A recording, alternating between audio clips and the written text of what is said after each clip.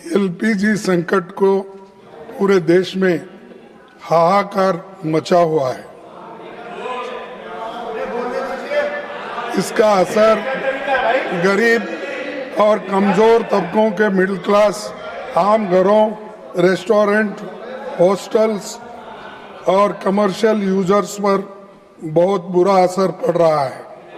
भारत अपना कुल एलपीजी जरूरतों का करीब 60% इंपोर्ट करता है।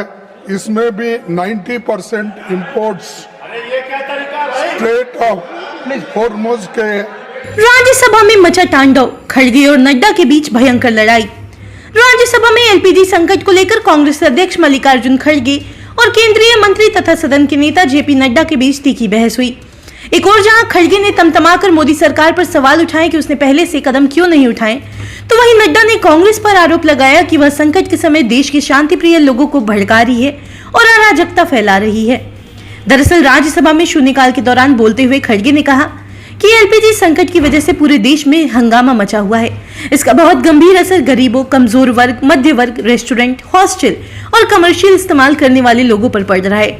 उन्होंने आगे कहा कि जमीन पर हालात सरकार के दावों को गलत साबित कर रहे हैं। बता दें, खड़गे ने सवालिया निशान लगाते हुए पूछा कि जब सरकार ने ईरान में भारतीय नागरिकों को सलाह दी थी कि हालत और बिगड़ सकते हैं, तब उसे यह भी साफ करना चाहिए था कि इससे समुद्री रास्तों और ऊर्जा आपूर्ति पर भी असर पड़ सकता है। खड़गे ने कहा कि इस संकट ने देश के प्रशासन की कमजोर स्थिति को उजागर किया है और भारत की विदेश नीति तथा ऊर्जा नीति की कमजोरी भी सामने आई है। बताते चले, वहीं खड़गे की बात पूरी होते ही सत्ता पक्ष हंगामा करने लगे। टेबल बजाकर और शोर शराबा कर उन्होंने खड़गे की बात पर आपत्ति जताई। इसी दौरान खड़गे की टिप्पणी पर पलटवार करते हुए नड्डा ने कहा कि मुझे दुख है कि हमारा विपक्ष, खासकर कि भारतीय राष्ट्रीय कांग्रेस, संकट के समय में भी राजनीति करने से पीछे नहीं हटता। इस संकट में भारत का कोई योगदान नहीं है, लेकिन अंतर्राष्ट्रीय हालात के कारण यह संकट पैदा हुआ है। संकट के समय देश के साथ खड़े होने के बजाय वे माहौल खराब करने और देश में अराजकता फैलाने की कोशिश करते हैं। यह निंदनीय है।